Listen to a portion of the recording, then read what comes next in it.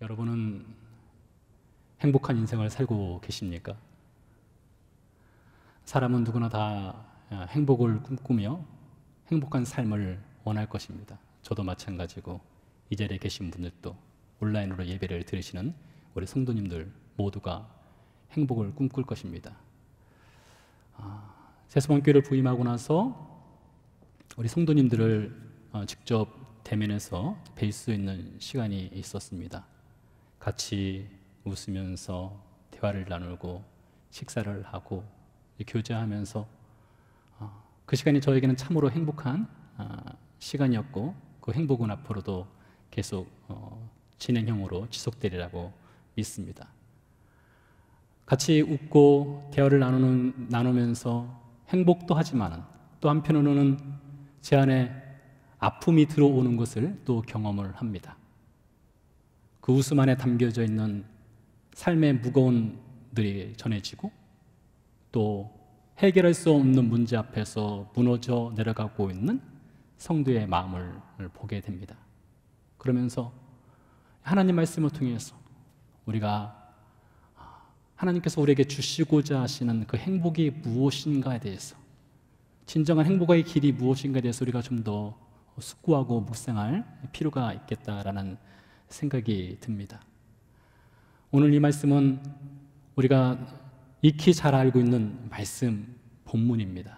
저는 이 말씀을 통해서 우리 하나님, 그 아들을 보내신 하나님께서 인생에게 주시고자 하시는 그 행복이 무엇인지를 알려주시는 본문이 오늘 이 본문이라고 믿습니다. 이 본문을 통해서요, 저와 여러분이 예수님이 우리에게 보여주신, 알려주신 참된 인생의 행복인지 무엇인지를 같이 발견하기 원하는데요. 요한복음에는 8번의 기적이 나옵니다. 오늘 가나의 혼인잔치에서 물이 포도주로 변화되는 것이 기적이죠. 요한복음 5장에 보면 38년 된 병자가 치유함을 받았습니다. 그건 역시 기적이죠. 요한복음 9장에 보면 태어나서 눈을 떠보지 못한 맹인 청년이 예수님의 은혜로 그 눈이 열려지게 되었습니다. 그것이 기적이죠. 이런 기적들이 8번 기록되는데 요한은 이 기적들을 기적이라고 쓰지 않고 표적이라고 썼습니다. 사인이라는 말로 썼던 것이죠. 이 표적 역시 기적과 같은 것이지만 이 표적은 특별한 목적을 담고 있는 것이 되겠습니다. 표적은 도로 표지판과 같은 것입니다.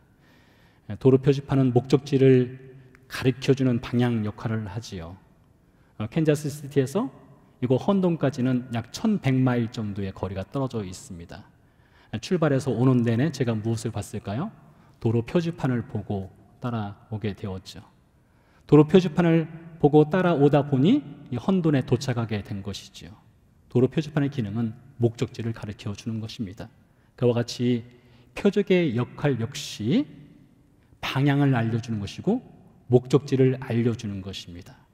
그러니 여러분이 요한복음을 1장부터 21장까지 쭉 읽어간다면 그 안에 있는 모든 예수님이 행하신 표적들은 한 가지 방향, 한 가지 목적을 가르쳐 주기 위해서 그 표적이 기록되어 있다는 것이지요.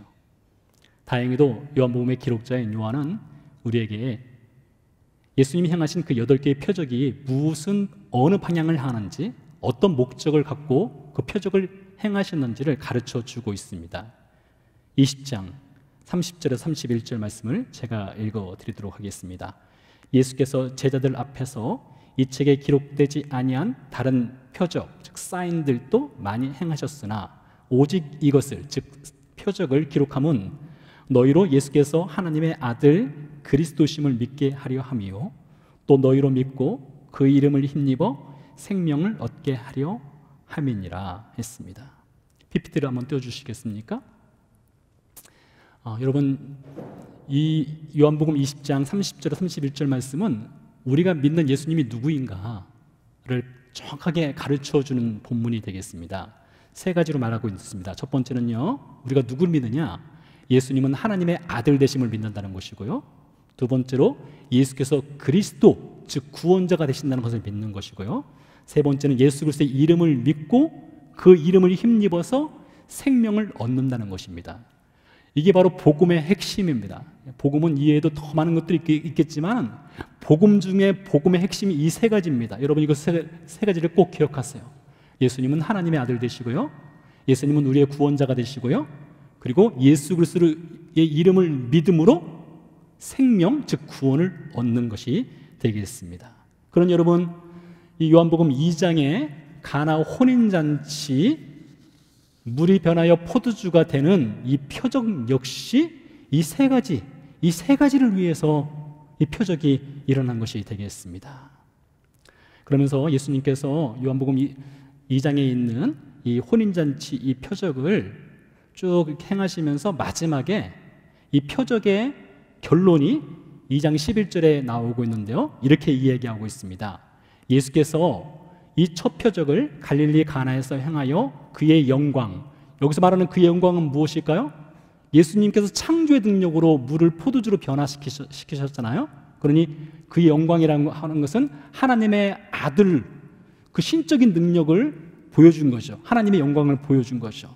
하나님의 영광을 나타내심에 제자들이 그를 믿으니라 했습니다.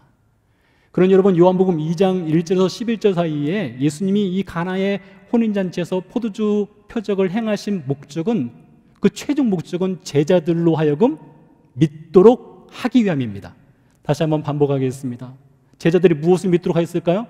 물이 포도주로 변화됐네, 그것을 믿도록 한 것이 아니라 제자들로 하여금 믿도록 한 것은 예수께서 하나님의 아들 되심, 예수께서 구원자가 되심, 예수 그리스도의 이름을 통해서 구원을 얻는다, 생명을 얻는다는 것, 이 세 가지를 제자들로 믿도록 하기 위해서 예수님께서 물을 포도주로 변화시키는 표적을 행하셨다는 것이죠.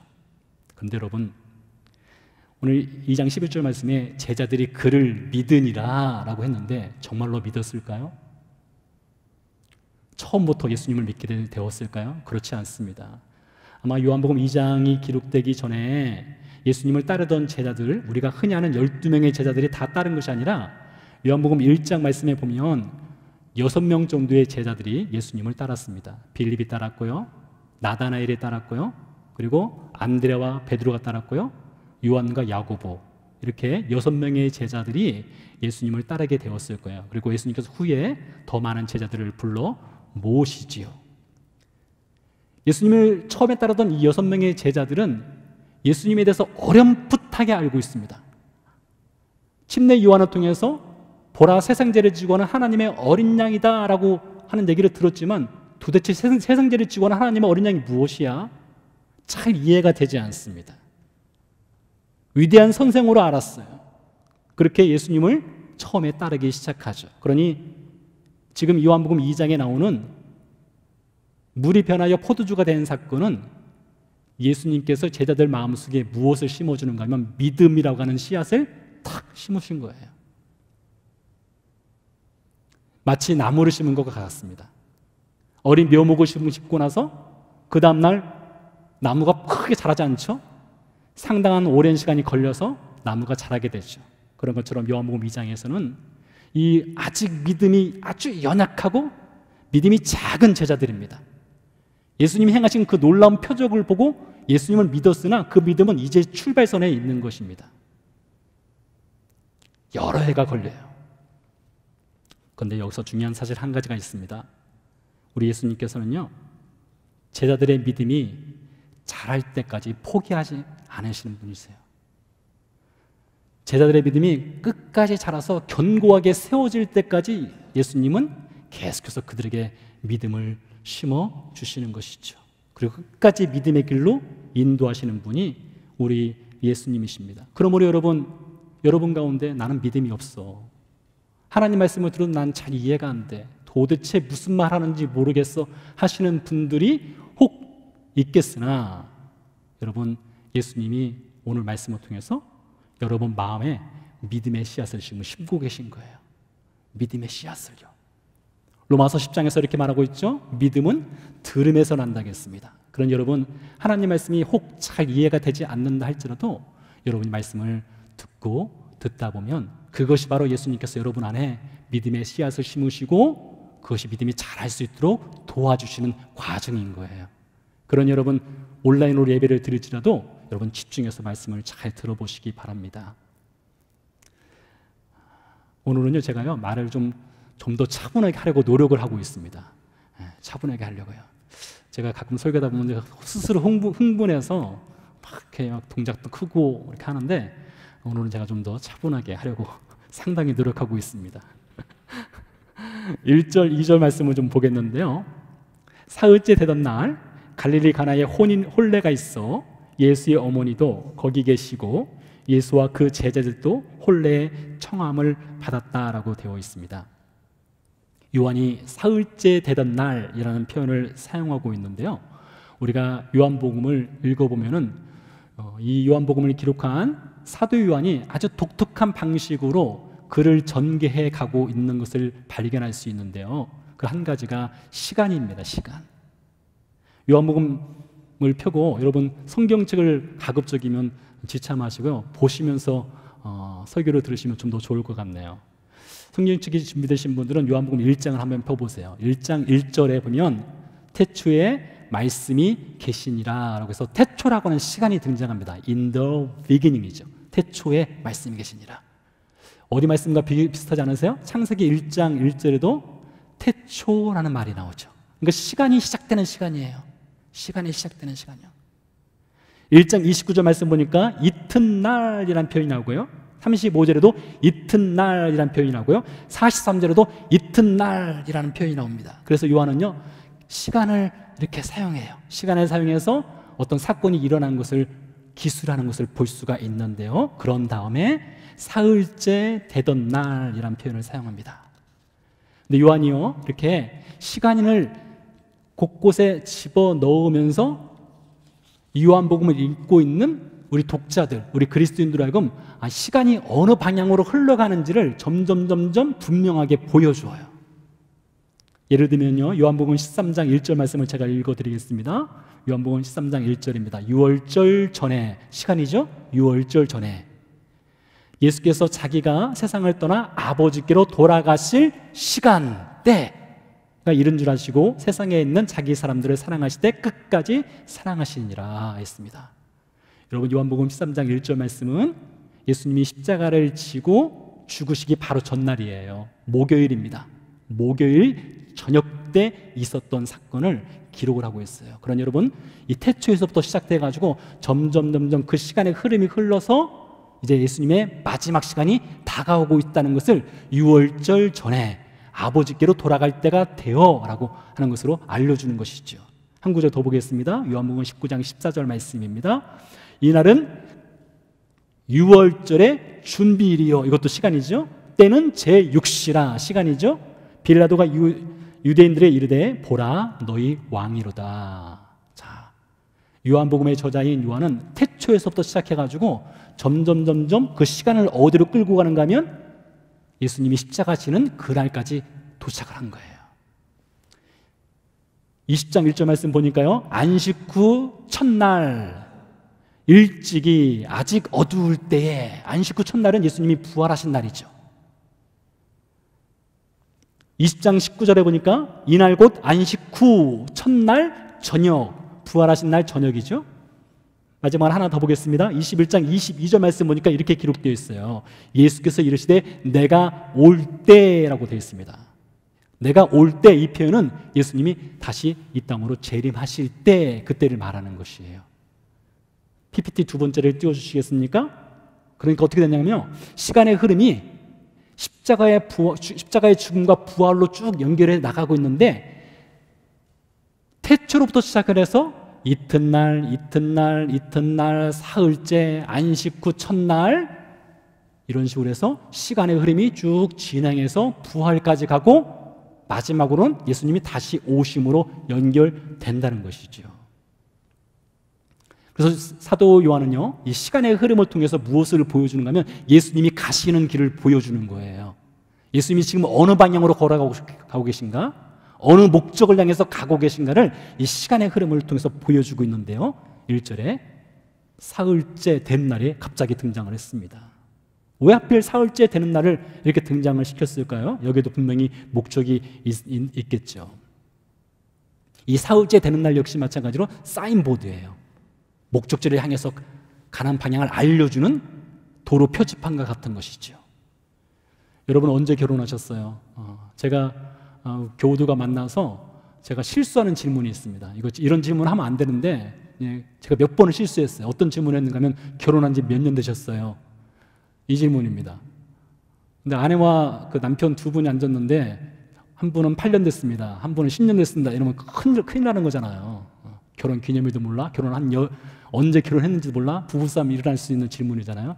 제가 몇 번을 어리석게 그런 질문을 했는데요. 앞으로는 그런 질문을 하지 말아야 되겠다 이런 생각이 드는데요. 여러분 언제 어쨌든 결혼하셨습니까? 아마 결혼한 날 다른 날은 잊어도 잊지 못할 거라고 생각하는데요.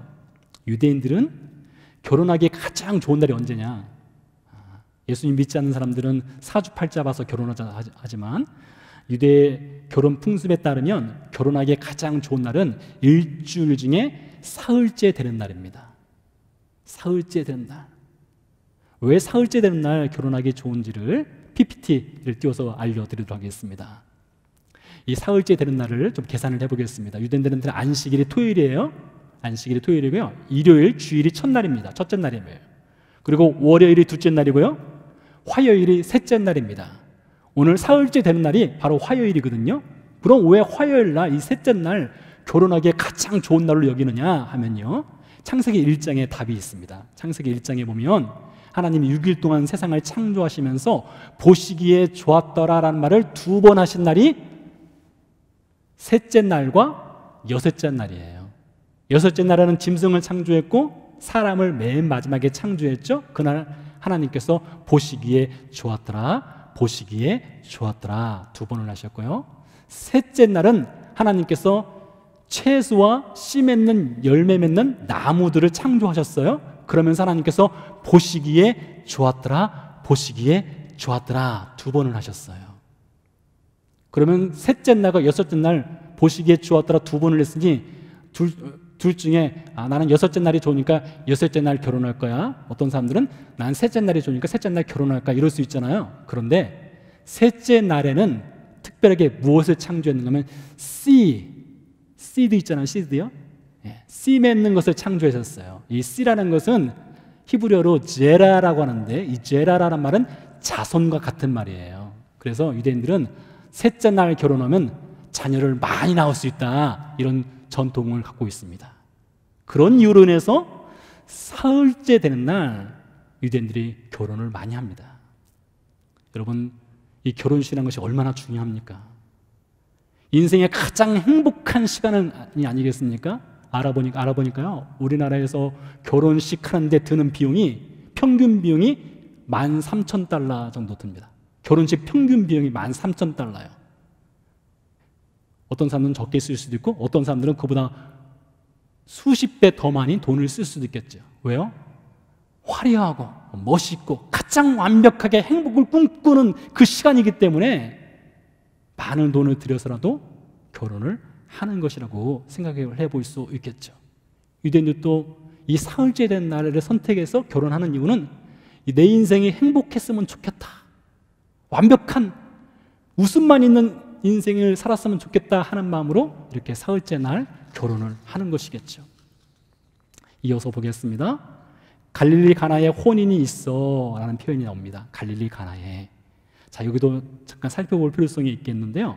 요한은 시간의 흐름을 통해서 예수님의 십자가와 예수님의 죽음과 예수님의 부활로 나가는 예수님의 길을 보여주기도 하지만 요한은요 또 장소의 이동을 통해서 예수님의 죽으심과 부활로 나아가게 해주기도 합니다. 예를 들면요, 요한복음 1장 1절에 보니까 태초에 말씀이 계시니라. 이 말씀이 하나님과 함께 계셨으니 이 말씀은 곧 하나님이시니라 했습니다. 여기서 말씀은 예수님을 상징적으로 보여주는 것인데요, 태초라고 하는 시간도 있지만 태초라고 하는 장소도 있습니다. 장소. 그러니까 예수님이 이 땅에 오시기 전에 하나님과 함께 계셨던 장소가 있었던 것이죠. 그런 다음에요, 1장 11절 말씀에 보니까 자기 땅에 오매 이 무엇입니까? 장소죠. 여기서 말하는 자기 땅은 이스라엘이 되겠죠. 이스라엘의 오매에 자기 백성이 영접하지 아니하였으나 라고 되어 있습니다. 1장 45절입니다. 빌립이 나다나엘을 찾아 이르되 모세가 율법에 기록하였고 여러 선지자가 기록한 그 일을 우리가 만났으니 요셉의 아들 나사렛 예수니라.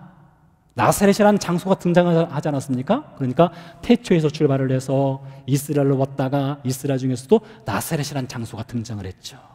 그런 다음에 2장 1절에서 갈릴리 가나가 등장했고요. 2장 12절 말씀 보니까 그 후에 예수께서 그 어머니와 형제들과 제자들과 함께 가버나움으로 내려가셨으나, 여러분 아시겠어요? 장소의 흐름이 있는 거 아시겠죠? 태초부터 시작을 해서 이스라엘로, 나사렛으로, 가나로, 가버나움으로 이어집니다. 그런 다음에 예수님의 최종 목적지는 어디로 갈까요? 예루살렘이죠.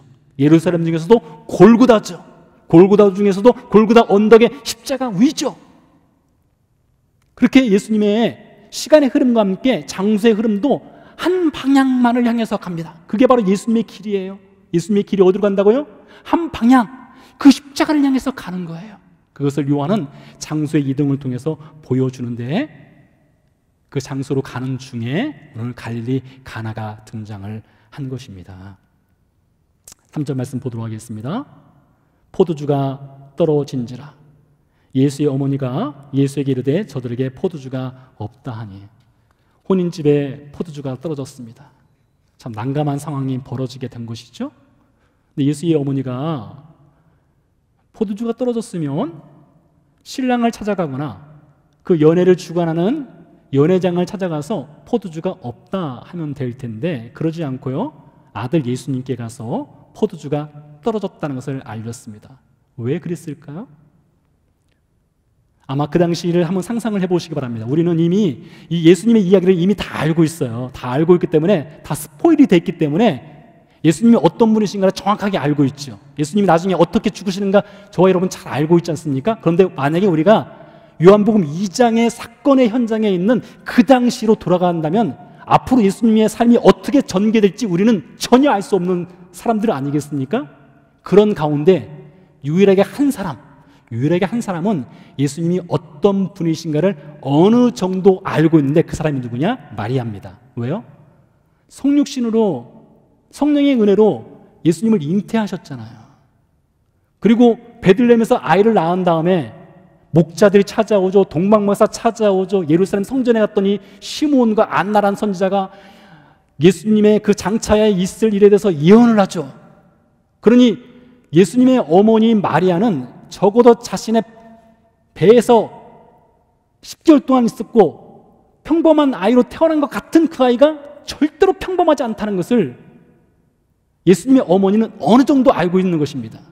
무엇인가 특별한 능력이 있다는 것을 알고 있는 것이에요. 평범하지 않다는 것을 알고 있죠. 그래서 이 포도주가 떨어졌던 이날, 이 포도주 문제를 해결해 줄 수 있는 해결자가 되신다는 것을 예수님의 어머니는 알고 있는 것이죠. 그렇다고 해서 여러분, 마리아가 예수님의 십자가 사건을 미리 알았을까요? 전혀 몰랐습니다. 마리아가 예수님이 십자가에서 죽고 부활한다는 것 전혀 모르고 있는 상태예요. 다만 특별한 능력이 있다는 것 정도만 알고 있는 것이었습니다. 그래서 예수님께 도움을 요청합니다. 4절 말씀입니다. 예수께서 이르시되 여자여 나와 무슨 상관이 있나이까? 내 때가 아직 이르지 아니하였나이다. 여러분, 상당히 당황스러운 답변이 돌아왔습니다. 예수님이 어머니를 향해서 여자여라고 했습니다. 여자여. 여러분, 학문을 하는 사람들은요, 이 여자여, 이 뜻이 과연 무슨 뜻인가에 대해서 엄청나게 많은 연구를 했어요. 저도 이 본문을 준비하면서 아티클도 읽고 또 세미나도 들어보고 했는데요, 이 여자여 한 단어를 가지고 도대체 그게 무슨 의미인지에서 상당히 많은 학자들이 연구를 했더라고요. 간단하게 말씀드리면 이 여자여라고 하는 것은 헬라어로 구네라는 말인데요, 이건 존칭어입니다. 존칭어예요. 근데 아무리 존칭어라도 해도요, 어머니를 향해서 여자여라고 부른다는 거 사실 잘 이해가 되지 않습니다. 여러분이 오늘 예배를 마치고 집에 돌아갔는데, 혹은 올라는 예배를 드리고 나서 자녀들을 위해서 이렇게 음식을 맛있게 준비했는데 여러분의 자녀가 존칭어로 쓴다고 해서 여자여라고 부른다고 하면은 밥 주고 싶겠습니까? 근데 아무튼 여자여라고 썼어요. 자, 이것을요 좀 예를 들어서 제가 좀 설명을 해드리도록 하겠습니다. 왜 여자여라고 말을 썼는지에 대해서요. 제가 선교사 소명을 받고 이스라엘로 갈 때에 저는 어머니와 아들 관계가 참 중요하죠. 저희 어머니는 저를 사랑하고 저도 어머니를 사랑하죠. 근데 제가 하나님의 부르심에 순종해서 선교사로 이스라엘로 갈 때는 공적인 그 하나님의 부르심을 받고 이스라엘로 떠나가는 거죠. 어머니와 헤어지게 되는 것입니다. 예수께서도 마찬가지예요. 이제 하나님의 사역을 시작하면서 어머니와의 관계에서 여자와 죽임당하는 그리스도와의 관계로 예수님이 스스로 단절을 하시는 거예요. 스스로로 선포하는 겁니다. 어머니는 여전히 어머니지만 그 어머니조차도 죄인이에요. 어머니를 위해서 예수님은 지금 어떤 길을 가셔야 돼요? 십자가를 향한 길을 가시는 분이세요. 그런 이유로 인해서 여자여, 어머니와 저는 이제 공적인 관계입니다. 저는 어머니를 위해서 이제 죽기 위해서 십자가를 향해 나아가는 발걸음을 내딛어야 합니다 라는 마음으로 여자여라고 썼다고 볼 수 있어요. 이어서 보겠습니다. 나와 무슨 상관이 있나이까 내 때가 아직 이르지 아니하였나이다 라고 했어요. 예수님이 여기서 또 무엇을 말씀하시는가 하면 내 때, 예수님의 시간을 말씀하고 있는데요, 이미 말씀드린 것처럼 요한은 시간의 흐름, 장수의 이동을 통해서 한 방향, 십자가라고 하는 한 방향을 가르친다겠죠. 이것도 마찬가지예요. 예수님이 내 때가 이르지 아니하였습니다 라고 말하는 것은 십자가를 향하는 예수님의 시간이에요. 몇 가지 성경 구절을 보겠는데요, 요한복음 7장 30절입니다. 그들이 예수를 잡고자 하나 손을 대는 자가 없으니 이는 그의 때가 아직 이르지 아니하였음이니라. 이는 그의 때가 아직 이르지 아니하였다. 이게 무엇입니까? 예수님의 시간이라는 거예요. 예수님의 시간, 십자가를 지고 죽는 그 시간이 아직 도착하지 않았기 때문에 유대인들이 예수님을 죽이고 싶어도 죽일 수 없었다는 것이죠. 8장 20절 말씀입니다. 이 말씀은 성전에서 가르칠 때에 헌금 앞에서 하셨으니 잡는 사람이 없으니 이는 그의 때가, 즉 언제요? 십자가를 지고 죽을 때가 이르지 아니하였기 때문이다 라고 기록되어 있어요. 그러니까 예수님의 시간 역시 한 방향, 십자가를 향해서 가고 있는 것입니다. 그런 의미에서요, 내 때가 이르지 아니하였습니다 라는 말은 내가 아직 십자가에서 죽을 때가 되지 아니하였습니다 라고 말하는 거예요. 다시 말씀드리지만요, 우리는 이 말씀이 그렇게 혹 어렵지 않게 다가올 수 있어요. 그러나 예수님의 어머니 입장에서는요, 그것이 사실 전혀 이해가 되지 않는 말입니다. 전혀 이해할 수 없는 말이에요. 우리는 이미 예수님의 생애를 처음부터 끝까지 다 알고 있기 때문에 이 말씀을 제가 설명을 해드리면, 제가 설명을 잘했는지 못했는지 모르지만 여러분이 어느 정도는 이해할 수 있을 거예요. 그러나 여러분과 제가 예수님의 어머니의 입장이라면 도대체 무슨 말하는 거야? 잘 이해가 되지 않는 부분이죠. 다시 제 얘기로 돌아가 보도록 하겠습니다. 제가 선교지로 간다고 할 때 제 어머니는요 이렇게 말했습니다. 내 자식을 하나님께 빼앗겠다 했습니다. 제가 신학을 한다고 할 때 기술 배워서 일을 해야지, 기술 배워서 일을 해야지 목사 돼가지고 뭐 어떻게 먹고 살려고 하냐 이랬었어요. 근데 저를 이해를 못한 거죠. 제가 선교지를 간다는 건 또 이해를 못하고 목사가 된다는 건 또 이해를 못한 것입니다. 왜요? 그때는 믿음이 없기 때문에 이해를 못하는 거예요. 근데 지금은 다행히도 저희 어머니가 믿음이 있어서 제가 목사가 된 것을 참 좋아하십니다. 기뻐하셔요. 예수님의 어머니 마리아도 마찬가지예요. 예수님이 내 때가 이르지 않았습니다 이렇게 말할 때 잘 이해가 안 됩니다. 그럼 제자들은 이해했을까요? 제자들도 마찬가지예요. 제자들도 말씀드린 것처럼 믿음이 이제 갓 심겨졌기 때문에 잘 이해가 안 되는데요, 한 장면을 보도록 하겠습니다. 2장 19절에서 22절 말씀입니다. 예수께서 대답하여 이르시되 너희가 이 성전을 헐라 내가 사흘 동안에 일으키리라. 유대인들이 이르되 이 성전은 46년 동안의 지었건을 네가 3일 동안에 일으키겠느냐 하더라. 자, 여기까지는 예수님과 유대인 사이의 대화입니다. 그러고 나서 그 대화한 내용을 사도 요한이 풀어서 해석한 부분이 그 다음에 이어 나옵니다. 그러나부터입니다. 그러나 예수는 성전된 자기 육체를 가리켜 말씀하신 것이라. 죽은 자 가운데서, 잘 들어보세요, 죽은 자 가운데서 살아나신 후에야 제자들이 이 말씀하신 것을 기억하고 성경과 예수님이 하신 말씀을 믿었더라 했습니다. 그러니 여러분, 이 요한복음 2장 이 성전 문제를 가지고 예수님과 유대인들이 논쟁을 벌일 때에 같이 제자들이 있었거든요. 그때 예수님의 제자들 옆에 서가지고 도대체 지금 무슨 얘기하는 거야? 이랬던 것입니다. 언제 깨달았다고요? 예수님이 십자가에서 죽으시고 부활하신 다음에 가서야 제자들이 깨달았다는 것이죠. 그래서요, 어머니가 예수님께 와서 포도주가 떨어졌다가 했을 때 예수님이 분명하게, 예수님, 어머니 저 아직 십자가 질 때 안 되었어요. 십자가 지려면 몇 년 남았으니까 좀 기다리세요. 저 십자가 지고 죽습니다. 이렇게 분명하게 말했으면 예수님의 어머니가 이해했을까요? 이해하지 못합니다. 십자가 진다는 거 전혀 이해할 수 없어요. 그래서 예수님께서는요, 지금 내 때가 이르지 아니하였습니다라는 말을 통해서 지금 또 하나의 믿음의 씨앗을 심는 거예요. 그럼 언제 그것이 이해가 되느냐? 여러분이 말씀을 들어도 잘 이해가 안 될 수가 있어요.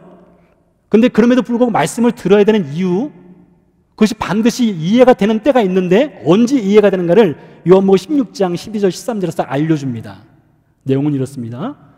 내가 아직도 너희에게 이를 것이 많으나 지금은 너희가 감당하지 못하리라. 그러나 진리의 성령이 오시면 그가 너희를 모든 진리 가운데로 인도하시리니 그가 스스로 말하지 않고 오직 들은 것을 말하며 장래일을 너희에게 알리시리라. 여러분 상상해 보세요. 지금 예수님의 어머니와 예수님이 좀 대화를 나누고 있고요, 그 옆에는 안드레도 있고 요한도 있고 야고보도 있고 베드로도 있고요, 이런 6명의 제자들이 옆에 쭉 둘러서가지고 대화를 하는 장면을 지금 듣고 있는 겁니다. 근데 제자들이 잘 이해가 안 돼요. 잘 이해가 안 되지만 예수님은 제자들한테 들으라고 얘기하는 거예요. 지금 내 때가 아직 이르지 않았다. 내 때가 오지 않았다. 내 시간이 아직 오지 않았다. 라고 예수님의 어머니뿐만 아니라 제자들에게 지금 말하고 있는 거예요. 제자들은 잘 이해가 안 되지만 그것을 듣고 있는 것이죠. 언제 이해가 된다고요? 성령님이 오시면 성령님께서 우리 안에 들어오셔서 하시는 일 중에 하나가 해석해 주는 거예요. 이해할 수 있도록 해주는 것입니다. 그런 여러분 말씀을 들으면서 우리가 절대적으로 의지해야 될 분이 한 분이 계셔요.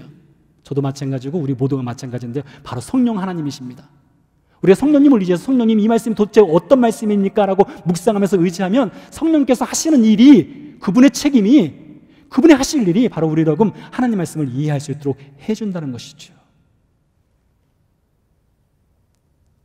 6절부터 8절까지입니다. 거기에 유대인의 정결의식을 따라 두세 통 드는 돌 항아리 6이 놓였는지라 예수께서 그들에게 이르시되 항아리에 물을 채우라 하신즉 아구까지 채우니 이제는 떠서 연회장에게 갖다 주라 하였더니. 자, 이 장면도 한번 상상해 보시기 바랍니다. 예수님의 어머니의 부탁을 들어줬어요. 예수님께서요, 들어서 이제 물을 떠서 갖다 주게 되는데 유대인들의 집에는 집 앞에 돌 항아리들을 놓습니다. 그리고 물을 담아놔요. 요즘 같으면 손 세정제와 같은 것입니다. 손 닦고 발 닦고 식사를 하는 것이 유대의 전통 규범이거든요. 그 규례에 따라서 물을 담아놓는 항아리가 있는데 종들한테 시킨 거예요. 물을 채워라, 그리고 물을 갖다 주라 했습니다. 그래서 하인들이 물을 떠서 이제 연회장에 갖다 주는 장면입니다. 한 걸음 한 걸음 연회장에게 다가갑니다. 그리고 그 물을 건네주었어요. 연회장이 그 물이 들어있는 그 병을 컵에다가 따르기 시작합니다. 분명히 물이었는데 그것이 포도주로 바뀌는 거예요. 그 장면을 누가 보고 있을까요? 하인들과 연회장만 보는 것이 아니라 예수님 옆에 서 있던 제자들이 그것을 지금 두 눈으로 보고 있는 겁니다. 얼마나 마음이 두근두근거리겠어요. 물을 갖다 주라겠으니 제자들이 지금 얼마나 마음이 두근두근거리겠습니까? 자신들이 모시고 있는 스승이 지금 아주 난처한 일을 당하게 생겼습니다. 제자들은 예수님이 그런 기적을 행할 수 있는 분이라는 것 전혀 모르는 상태였거든요. 그래서 마음이 두근두근 하면서 지금 보고 있는 거예요. 보고 있는데 물이 포도주로 변했네요. 9절 10절입니다. 연회장은 물로 된 포도주를 맛보고도 어디서 났는지 알지 못하되 물도는 하인들은 알더라. 연회장이 신랑을 불러 말하되 사람마다 먼저 좋은 포도주를 내고 취한 후에 낮은 것을 내거늘 그때는 지금까지 좋은 포도주를 두었도다 하였습니다. 그때 제자들의 마음이 어땠을까요? 후 했을까요? 다행이다 했을까요? 정말로 놀라운 사건을 목격한 거예요. 이 자리에 계신 분들 보니까 별로 놀라지 않는 것 같은데요. 이미 다 알고 있기 때문에 놀라지 않겠죠? 그러나 여러분과 제가 그 자리에 있었다면요, 이건 정말로 놀라서 뒤로 자빠질 일이 아니겠습니까? 물이 포도주로 변화되었으니요. 잘 보세요. 연회장은요, 포도주를 맛보고 너무나 맛이 좋아서 칭찬을 늘어놓았습니다. 그런데 어디서 누가 이 포도주를 갖고 왔는지 전혀 알지 못했고 관심도 없었습니다. 근데 그 자리에 제자들은 그것을 보고 있었거든요. 제자들은 알았습니다. 그래서 말씀의 결론이 11절에 나오죠. 예수께서 이 첫 표적을 갈릴리 가나에서 행하여 그의 영광을 나타내심에 제자들이 그를 믿으니라. 믿음의 씨앗을 제자들한테 예수님이 심어주신 거예요. 예수님이 하나님의 아들 되심과 예수님이 구원자 되심과 예수 이름을 통해서 구원, 영원한 생명을 얻는다는 그 믿음의 씨앗을 제자들한테 심겨준 겁니다. 그래서 여러분, 제자들이 그 사건을 목격했으니 제자들이 다 그 이후로 포도주를 볼 때마다 무엇이 연상될까요? 포도주를 볼 때마다 예수님이 자연스럽게 떠오르지 않겠습니까? 우리 예수님이 가나에서 물을 포도주로 변화시켰어. 그것이 자연스럽게 떠오를 수밖에 없겠죠. 그런 가운데요, 시간은 흘러서 어디로 가느냐? 예수님이 십자가 지기 전날로 다시 한번 가보도록 하겠습니다. 누가복음 22장 20절 말씀이에요. 저녁 먹은 후에 잔도 그와 같이 하여 이르시되 이 잔은 내 피로 세우는 언약이니 곧 너희를 위하여 붓는 것이라. 여기서 말하는 이 잔은 내 피로 세운 언약이다, 이 말은 예수님이 포도주를 따라주시는 거예요. 포도주 한 잔 한 잔 따라주시면서 말씀하시는 것이 너희를 위하여 붓는 것이라겠어요. 여기 붓다는 말은요, 이게 희생의 피를 흘릴 때 사용되는 말입니다. 너희를 위해서 내가 내일이면 내가 십자가 지고 골고다 언덕에서 죽는 거야. 이것을 이 포도주를 통해서 알려주시는 것이죠. 자, 이제 요한복음 2장의 혼인잔치 포도주와 예수님의 생애 마지막 전날인 6월절 전날 목요일의 포도주를 한번 연결을 해보세요. 처음 포도주 사건을 봤을 때 제자들은 잘 이해가 되지 않았어요. 그런데 예수님을 따라서 한 걸음 한 걸음 가버나움으로, 예루살렘으로, 골고다로 예수님의 길을 따라서 걷다가 마지막 날 만찬 자리에서 예수님이 포도주를 따라주면서 내가 너희를 위해서 희생의 피를 흘릴 것이다, 이 말씀을 할 때 제자들이 그때 가서 그 가나의 혼인잔치에서 예수님이 포도주 표적을 일으킨 것은 사람들 알고 먹고 즐기고 마셔라, 그 목적이 아니라 예수님이 포도주가 되셨구나, 예수님이 인생의 포도주였구나, 예수님이 나를 위해서 피를 흘리시기 위해서 그것을 미리 보여주신 것이구나, 그것을 그때 가서야 깨닫게 되었던 것입니다. 처음에 작은 믿음이 심겨졌고요, 그 작은 믿음이 점점 예수님과 함께 동행하면서 믿음이 자라서 마지막 장면에 가서 예수님이 누구신지를 정확하게 알게 된 거예요. 예수님의 희생과 예수님의 죽음과 예수님의 부활을 통해서 자신들에게 생명을 주신다는 것을 깨닫게 된 것이지요. 사랑하는 성도 여러분, 행복한 인생을 꿈꾸세요? 무엇이 과연 행복한 인생이겠습니까? 여러분의 인생 포도주가 혹 바닥나 있지 않습니까? 돈으로 메꿔보려고 하고 건강으로 채워보려고 하고 자식으로 채워보려고 하지만은 인생 포도주가 점점 메말라 가고 있지 않습니까? 여러분의 인생 포도주가 메말라 가고 있다면 그것은 도로 표지판이에요. 어떤 표지판일까요? 예수님을 향해서 예수님을 바라보라는 표지판입니다. 예수님께서 주시는 진정한 인생의 포도주를 맛볼 때만이 삶의 영원한 행복을 줄 수 있다는 것을 바라보라는 그 사인이에요. 사랑하는 성도 여러분, 그러므로 여러분 인생 가운데 삶의 굴곡지고 어려운 일을 만났을 때 여러분 그것이 도로 표지판이 되셔야 돼요. 그래서 예수님을 바라볼 수 있는, 예수님을 바라보고 예수님이 걸어가셨던 그 길을 따라갈 수 있는 그 표지판이 되어서 예수님을 따라가다 보면 예수님께서 여러분에게 영원한 생명, 영원한 행복을 줄 수 있는 포도주가 되신다는 그것이 믿음으로 심겨지게 될 것입니다. 기도하시겠습니다.